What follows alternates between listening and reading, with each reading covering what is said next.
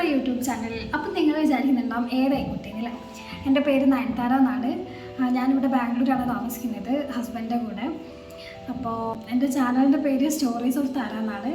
ആ പേര് തന്നെ ഉണ്ടല്ലോ, അതായത് എൻ്റെ ഡെയിലി ലൈഫിൽ നടക്കുന്ന കുറച്ച് കാര്യങ്ങൾ, ഡെയിലി ലൈഫിൽ നിന്നല്ല നടന്നു പോകുന്ന കുറച്ച് കാര്യങ്ങൾ. എനിക്ക് ഈ എഡിറ്റിംഗ് ഒക്കെ ഭയങ്കര ഇഷ്ടമാണ്.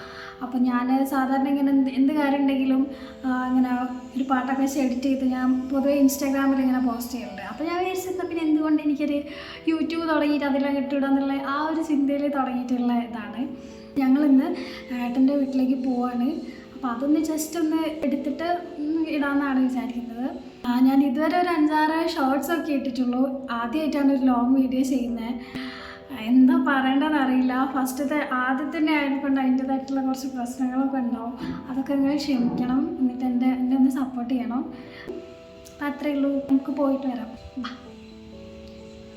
ഇതാണ് കേട്ടോ ഞങ്ങളുടെ കുഞ്ഞാപ്പി. ഷോർട്സ് കണ്ടവർക്ക് അറിയാം. അപ്പോൾ ഞങ്ങൾ പോകാൻ ഇറങ്ങിയതുകൊണ്ടാവും ഭയങ്കര കരച്ചിലാണ്.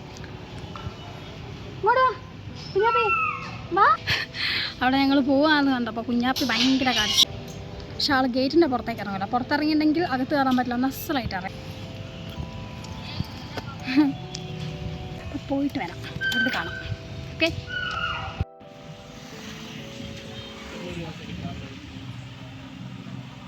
നല്ല കിടിലൻ ബ്ലോക്കാണ് ഗൈസ്. ഇതാണ് ഇവിടെ ഉള്ള ഏറ്റവും വലിയ പ്രശ്നം. പിന്നെ ഇവിടുത്തെ ബസ്സിൻ്റെ ഒക്കെ ഒരു പ്രത്യേകത എന്താണെന്നറിയോ? നമ്മുടെ നാട്ടിലൊക്കെ എങ്ങനെയാ വെച്ചിട്ടുണ്ടെങ്കിൽ ഓരോ ബസ്സിന് ഓരോ പേരായിട്ടല്ലേ ഉണ്ടാവുക. പക്ഷേ ഇവിടെ അതിന് പകരമായിട്ട് ഓരോ നമ്പറാട്ടോ ബസ്സിന് ഉണ്ടാവുക. സംഭവം ഞാനിവിടെ വന്നപ്പോഴാണ് കേട്ടോ ഇങ്ങനെയാണ് ഉണ്ടാവുകയെന്ന് അറിയുന്നത്. അപ്പോൾ പിന്നെ ബസ് മുന്നേ കണ്ടപ്പോൾ ഈ കാര്യങ്ങളോടത്തൊന്ന് ഷെയർ ചെയ്യണം തോന്നി. അമ്പലത്തിൽ പരിപാടി ആയതുകൊണ്ടാട്ടോ ഇത്രയും തിരക്ക്. അല്ലെങ്കിലേ നല്ല തിരക്കാണ്, നല്ല ബ്ലോക്ക് ആയിരിക്കും. അതിൻ്റെ കൂടെ ഇങ്ങനത്തെ എന്തോ പരിപാടിയും കൂടെ ഉണ്ടെങ്കിൽ സബാഷ്. പിന്നെ എനിക്ക് ഭയങ്കര ഇഷ്ടമുള്ളൊരു സ്പോട്ടാട്ടോ അത്. ഈ ലേക്കിൻ്റെ സൈഡ് നല്ല ഭംഗിയാവും വൈകുന്നേരമൊക്കെ ഇവിടെ കാണാൻ.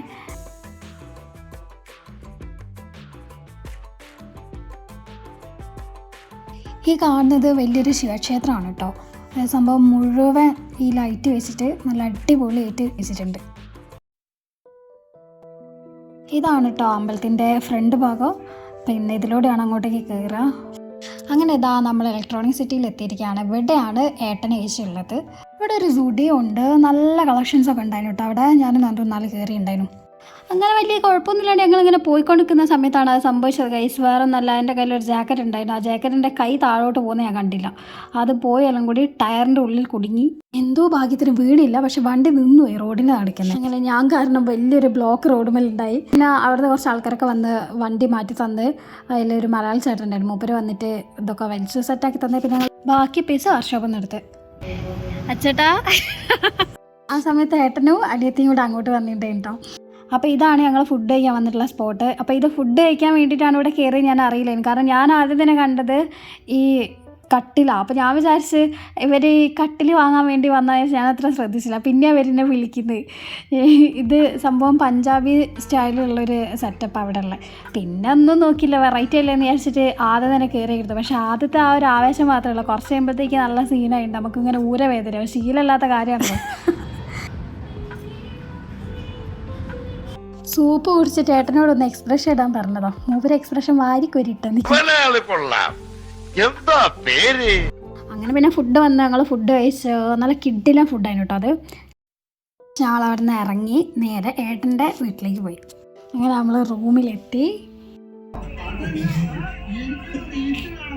അങ്ങനെ കുറച്ച് കഴിയുമ്പോൾ ഞങ്ങൾ അവിടെ നിന്ന് ഇറങ്ങി. പക്ഷേ തിരിച്ചു പോകുമ്പോൾ എനിക്ക് നല്ല തണുപ്പായിരുന്നു ഗൈസ്. ജാക്കറ്റ് നേരത്തെ കുടുങ്ങിപ്പോയതുകൊണ്ടേ അതിൻ്റെ പ്രശ്നം നേരത്തെ ഞാൻ അറിഞ്ഞില്ല, പക്ഷെ ഇപ്പോഴാണ് അറിയുന്നത്. അങ്ങനെ റൂമിലെത്തിക്കുമ്പോൾ ഒരാളിതാ നമ്മളെ വെയിറ്റ് ചെയ്തിരിക്കുന്നുണ്ടായിരുന്നു, നമ്മുടെ കുഞ്ഞാപ്പി. അങ്ങനെ കുഞ്ഞാപ്പിൻ്റെ കൂടെ കുറച്ച് നേരം കളിച്ച് ഇന്നത്തെ ദിവസം അങ്ങോട്ട് കഴിഞ്ഞു ഗൈസ്. അപ്പോൾ ഇത്രയേ ഉള്ളൂ. അപ്പോൾ വീഡിയോ ഇഷ്ടപ്പെട്ടെങ്കിൽ ലൈക്ക് ചെയ്യുക, സബ്സ്ക്രൈബ് ചെയ്യുക. അപ്പോൾ അടുത്ത വീഡിയോ കാണാം. ബൈ.